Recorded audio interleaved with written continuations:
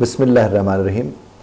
देखिए, वो जो मैंने आपसे अर्ज़ किया था कि आप हमें कमेंट में या हमसे कोई सवाल करना चाहें तो आप उसके ऊपर वीडियो बनाकर आपको दे सकते हैं। तो हमारे पास एक आया था कि पर्सनल और प्रोफेशनल लाइफ में हम बैलेंस कैसे करें।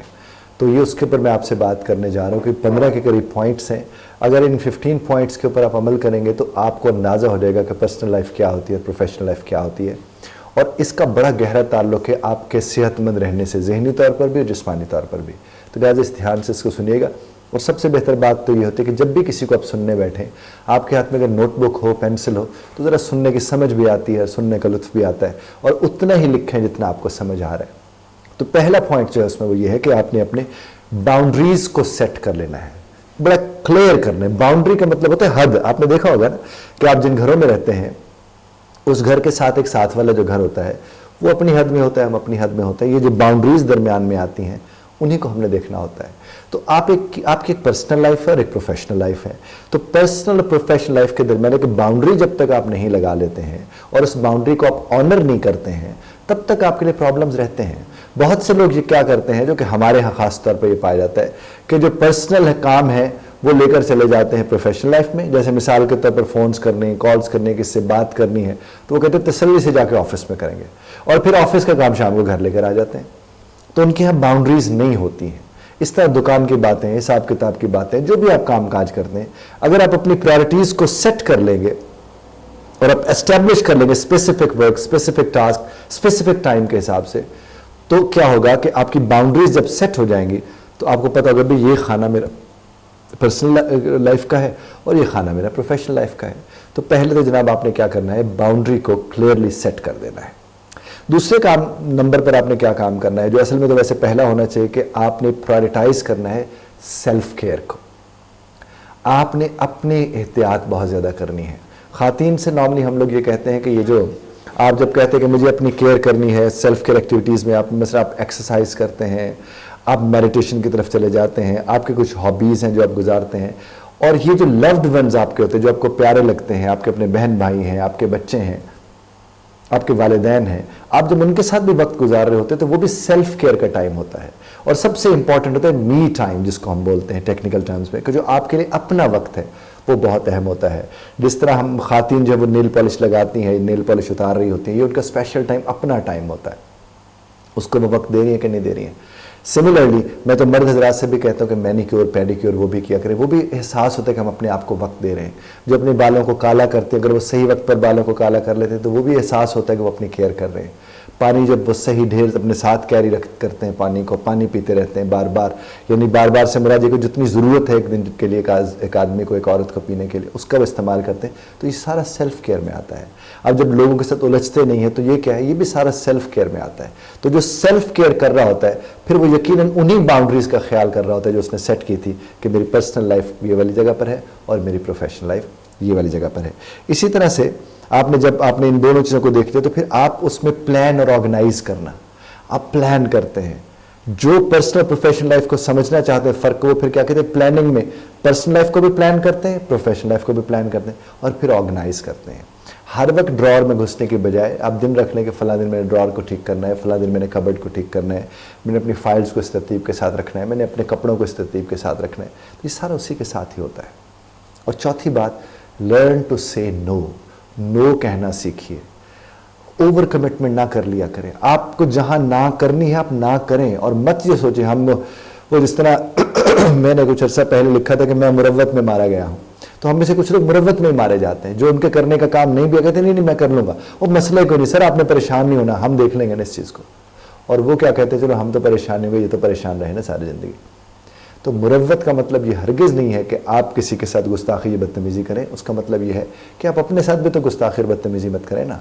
अपने आप का आपने अपना वक्त उठा के किसी को दे दिया जिसने बाद में सिर्फ इतना ही कहना कि हाँ यार आपकी मेहरबानी, आपने मेरे लिए काम कर दिया था, और इससे ज़्यादा आपको उसके ऊपर कोई, तो जो भी एडिशनल वर्क आपको देने लगता है, हद से ज़्यादा कोई भी आपको काम करने कहते हैं, तो आप वहीं पर मेहरबानी करके उसे कहते हैं कि सर मेहरबानी प्लीज़, मुझसे इतना ही हो सकता है और मैं इतना ही कर सकता हूँ। उससे क्या होगा कि आपको अंदाज़ा होगा कि आपकी पर्सनल, चूंकि आप जिस घड़ी आप कहेंगे ना मैं इतना ही कर सकता हूं, तो आपने अपनी बाउंड्री बता दी होगी कि अब मेरी पर्सनल लाइफ यहां पर शुरू हो रही है और मुझे उसी को टाइम देना है और मुझे उसी का ख्याल रखना है। बिल्कुल इसी तरह से जो चाहते हैं कि वो पर्सनल प्रोफेशनल लाइफ को समझें, तो उन्हें क्या चाहिए कि वो डेलीगेट करना और मदद लेना, यानी लोगों को काम देना और लोगों से मदद लेना, इसके ऊपर काम करना उन्हें शुरू करना चाहिए। वो चाहे आपकी अपनी पर्सनल लाइफ है, मिसाल के तौर पर एक खातून घर में खाना वाना बनाती है तो उसमें जिन लोगों को वो शामिल कर सकते हैं उनको क्यों ना शामिल करें, डेलीगेट करें। बेटियां हैं, बेटे हैं, बहन भाई हैं, ये लोग हैं, टास्क को डेलीगेट करेंगे तो बहुत अच्छा, बहुत आसान हो जाएगा। इस तरह एक साहब बैठे हैं, वो किसी ऑफिस में जॉब करते हैं, कहते हैं सारे काम मैं कर लूँगा। तो जब वो कहेंगे सारे काम मैं कर लूँगा तो फिर तो वो सारी ज़िंदगी यही इसी में लगे रहेंगे और उनके इर्द गिर्द वाले खुश रहेंगे, चलो यार हमें ना कहता है ना हमें कुछ करना पड़ता है, और ये नॉर्मली देखना जाता है। और आपका काम क्या है कि आप लोगों से कहेंगे भाई ये तेरा काम है और मैंने तुम्हारे ज़िम्मे लगा दिया और आपको अपने हिस्से का काम खुद करना है, मुझे आपके हिस्से का काम नहीं करना। आप ये करेंगे तो आप पर्सनल प्रोफेशनल लाइफ को अच्छी तरह से उसकी बाउंड्री का आप ध्यान रख पाएंगे, आप उसका ख्याल रख पाएंगे। उसके बाद जनाब वाला टेक्नोलॉजी को बड़ा माइंडफुली यूज़ करना है। ये जो नोटिफिकेशन बार बार आते रहते हैं, ये जो फ़ौरन एक आवाज़ आती है कि मैसेज, अगर हम उठ के सारा कुछ जो तरतीब से चल रहा होता है उसे छोड़ के हम उस मैसेज को देखना शुरू कर देते हैं, या फिर खाम खा स्क्रॉल डाउन करते रहते हैं, जिन चीज़ों की तरफ ध्यान नहीं भी जाना चाहिए उनकी तरफ भी ध्यान देते रहते हैं, तो हम टेक्नोलॉजी को माइंडफुली इस्तेमाल नहीं कर रहे होते। ये जो बार बार हम चैनल बदलते रहते हैं वो भी तो हम उसे सही तरह से माइंडफुली हम उससे इस्तेमाल नहीं कर रहे हैं। तो हमने देखना है कि हमारा स्क्रीन टाइम कितना। और देखिए मोबाइल फ़ोन्स के अंदर ये बात बड़ी वाज़ेह तौर पर बताई जाती है कि आप ज़रा देखें तो कि आपका स्क्रीन टाइम कितना रहा था। तो ज़्यादा स्क्रीन टाइम का नुकसान किसको है, वो आप ही को। तो वहाँ पर भी आपने बाउंड्री सेट करनी है जनाब वाला। अब बाउंड्री सेट करेंगे ये मेरा पर्सनल टाइम है या प्रोफेशनल टाइम है। प्रोफेशनल टाइम पे मैंने पर्सनल चीज़ कोई नहीं करनी, और जो पर्सनल टाइम है उस पर प्रोफेशनल कोई नहीं करनी। तो उसके लिए फिर आपको पता होगा भाई ईमेल्स मुझे कब देखनी है, व्हाट्सएप मैसेज मुझे कब देखने हैं। और अगर आप 24 घंटे, अक्सर हम लोगों को जब ये बात कहते हैं तो वो कहते हैं सर हमारा ऑफिस तो 24 घंटे खुला रहता है। अब 24 घंटे में शायद 24 से 36 मैसेज आते हों, लेकिन 36 मैसेजेस को बुनियाद बनाकर 46 वीडियो वो देख लेते हैं और बाद में कहते हैं वो ना उनका मैसेज आना था ना, वो ना उनका काम होना था, मैं क्या करूँ, ये करना भी तो पड़ता है। सर हम फ़ोन तो साइड पर रख ही नहीं सकते, और कम से कम उन्हें पता होता है कि वो क्या कर रहे हैं। क्योंकि मैं अक्सर लोगों से कहता हूँ कि किसी को भी धोखा देना हो तो सबसे पहले खुद को धोखा देना पड़ता है। जो अपने आप को धोखा दे सकता है वही किसी को धोखा दे सकता है, नहीं तो फिर आपको अंदाज़ा ही है। उसके अलावा आपकी जो फिज़िकल स्पेस है, आप कहीं भी अगर रहते हैं आपकी फ़िज़िकल स्पेस को आप सेपरेट कर दें। माहिरीन नफ्सियात ये बात करते हैं कि आपके काम करने की जगह और आपके आराम करने की जगह हमेशा मुख्तलिफ होनी चाहिए, और अगर वो एक ही होगी तो आप उसमें बाउंड्री तो सेट ही नहीं कर पाते। तो इसके लिए ख़ास तौर पर आप ये देखें कि आपके काम वाली जगह पर और आपके पर्सनल लाइफ वाला जो एरिया है उसमें जितना डिस्टेंस ज़्यादा होगा उतना आपको डिस्टेंस या बाउंड्री सेट करने में आसानी होगी। इस तरह से क्वालिटी टाइम, फैमिली टाइम को स्केड्यूल करना पड़ता है। बस ये वक्त आ गया, ऐसे पहले तो नहीं होता था, अब हमें स्केड्यूल करना पड़ता है कि हमारा ये टाइम फैमिली टाइम है। अब फैमिली टाइम में आपको फिर और कुछ नहीं करना चाहिए, वो आपका प्योर पर्सनल टाइम है जिसमें आपके बीवी बच्चे हैं, आपके बहन भाई हैं, आपके वालिदैन हैं, वो प्योरली उन्हीं का टाइम है। हम अक्सर देखते हैं कि ईदैन के मौक़ों के ऊपर या बाकी जो छुट्टियाँ मुट्टियाँ लेकर लोग जाते हैं तो वहाँ भी उन्हें फ़ोन पे फ़ोन आ रहे होते हैं, और वो फिर बच्चे वहाँ बैठे और फ़ोन लेकर उधर उधर फिर रहते हैं। नहीं साहब मैंने वो भेज दिया, सर वो मैंने अभी ईमेल लिख देता हूँ सर, हाँ वो मैंने उसे कह दिया, वो सारा काम वो ये कर रहे होते हैं। तो उनकी पर्सनल प्रोफेशनल लाइफ की बाउंड्री तो ना रही, और ये उन्होंने करना है जिनके पास ये चीज़ है। ये मैंने अभी तक आपको जो पॉइंट्स बता दिए वो तकरीबन 8 के करीब हैं, और आपको थोड़ा और वेट करना पड़ेगा पूरे 15 के 15 को समझने के लिए। नवा पॉइंट जनाब ये है कि आपने रेगुलरली अनप्लग अपने आप को करना है। अब अनप्लग करना क्या होता है, यानी जिस तरह होता है ना वो हम लोग किसी चीज़ का स्विच निकाल देते हैं ताकि वो थोड़ा रेस्ट वेस्ट कर ले, ये होता है अनप्लग करना। तो आपने अपने काम से, अपने स्क्रीन टाइम से अपने आप को डिस्कनेक्ट कर लेना है, यानी अनप्लग कर लेना है, यानी अपना को राब्ता रहने ही नहीं देना उन चीज़ों के साथ, ताकि आप आराम से सुकून से अपने साथ कनेक्ट हो सकें, और फिर यकीनन आप अपनों के साथ भी कनेक्ट हो सकेंगे। क्योंकि जो अपने साथ कनेक्ट नहीं हो सकता वो कभी किसी के साथ कनेक्ट नहीं हो सकता, उसे फिर हर वक्त शिकवा ही रहता है।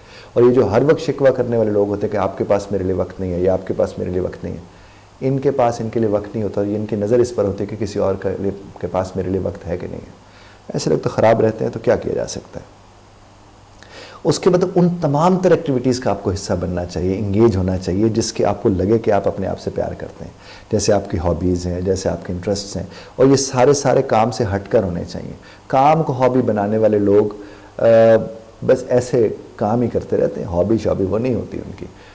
मैं बल्कि आपसे अर्ज़ करूँगा, मेरा एक लेक्चर पढ़ा हुआ है कि जो पैशन, अगर आपका काम आपका पैशन है तो मैं नहीं समझता आप उसे एंजॉय कर सकते या उसमें तरक्की कर सकते हैं, वो मैं नहीं समझता इस चीज़ को, मेरा इसके मुतालिक थोड़ा मुख्तलिफ नज़रिया। 11वें नंबर पर जाने वाला, आपने रियलिस्टिक गोल्स रखने, यानी गोल रखें वही जो रियलिस्टिक हो, जो अचीव हो सकता हो।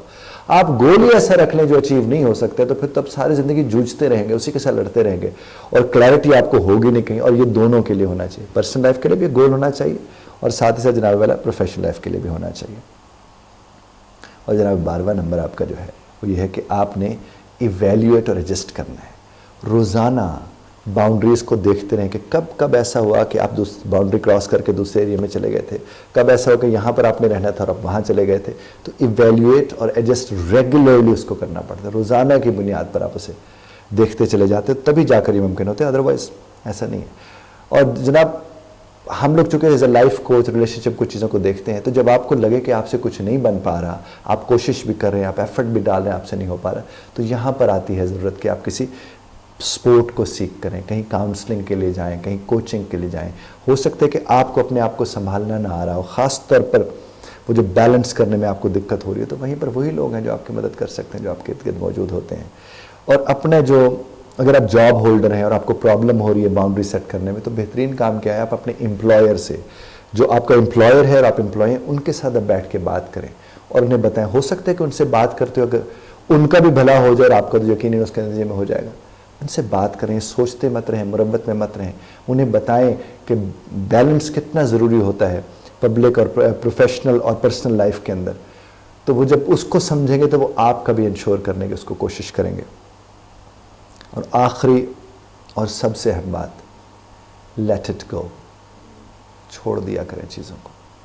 आप अगर चीज़ों को अपनी गिरफ्त में रखते हैं तो आप उनके गिरफ्त में होते हैं।